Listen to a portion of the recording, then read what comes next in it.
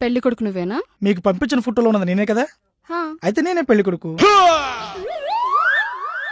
ఇంతకీ నేను మీకు నచ్చానా? అందుకే కదా ఈ ఎదవనేసుకుని మరి వచ్చింది.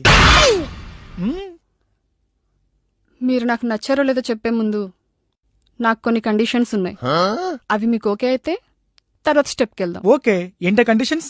నెంబర్ 1, ఆఫ్టర్ మ్యారేజ్ నేను మీ అమ్మకి, నాన్నకి, అక్కకి, చెల్లికి రెస్పెక్ట్ ఇవ్వాలి, వాళ్ళకి సేవలు చేయాలంటే నాతో కాదు. నేను మీ వాళ్ళెవ్వరిని పట్టించుకోను, ఇంక్లూడింగ్ యూ ఆల్సో. నెంబర్ 2, ఆమె పబ్లిక్ ఫిగర్. ఎలాగూ పెళ్ళైంది కదా అని ఇన్స్టా ఐడి, ఎఫ్బి ఐడి అడగొద్దు. అండ్ మెయిన్లీ నేను ఎవరితో మాట్లాడుతున్నాను, ఎవరితో చాటింగ్స్ చేస్తున్నానని స్పై చేయొద్దు.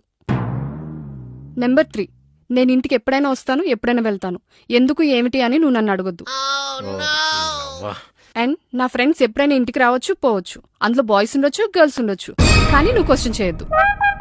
నెంబర్ 4, పబ్లిక్ ప్లేస్లలో ఎలాగో పెళ్ళామే కదా అని ఒసే గిసే రావే పోవే అని పిలవద్దు, ఓకే? నెంబర్ 5, ఇంటి పని వంట పని అంటే నాతో కాదు, మెయిన్లీ పిల్లల్ని కానీ నా స్ట్రక్చర్ కోల్పోవడం నాకు ఇష్టం లేదు.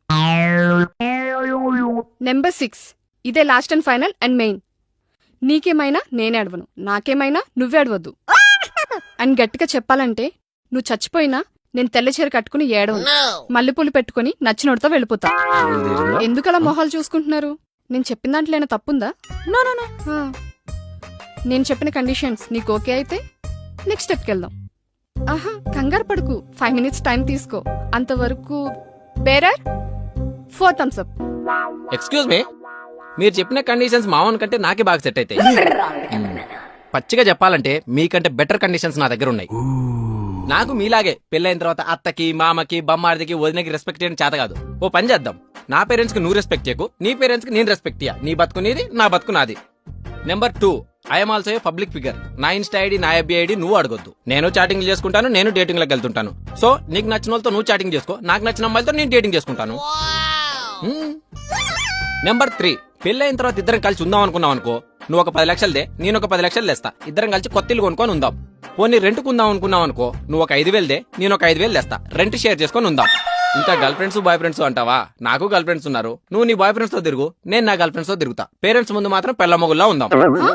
నెక్స్ట్, పబ్లిక్ ప్లేస్ లో పోవే రావే ఒసే గిసే అంటావా? అసలు పబ్లిక్ ప్లేస్ లో ఉన్నప్పుడు నువ్వు నా పెళ్ళమన్న విషయం మర్చిపోతా. నీకు నచ్చిన నువ్వు లైన్ వేసుకో, నాకు నచ్చిన దానికి నేను లైన్ వేసుకుంటా.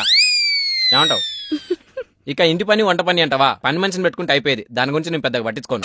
నెక్స్ట్, పిల్లల్ని ఇప్పుడు పోషించే శక్తి నాకు లేదు, నాకు చేతనైనప్పుడు 2 పిల్లల్ని దత్తత తెచ్చుకొని పెంచుకుంటా. నెంబర్ 6, ఇన్ని విషయాలు చెప్పిన తర్వాత నీకు అర్థమై ఉంటది నా గురించి నువ్వు పట్టించుకోవడానికి, నీ గురించి నేను పట్టించుకోవడానికి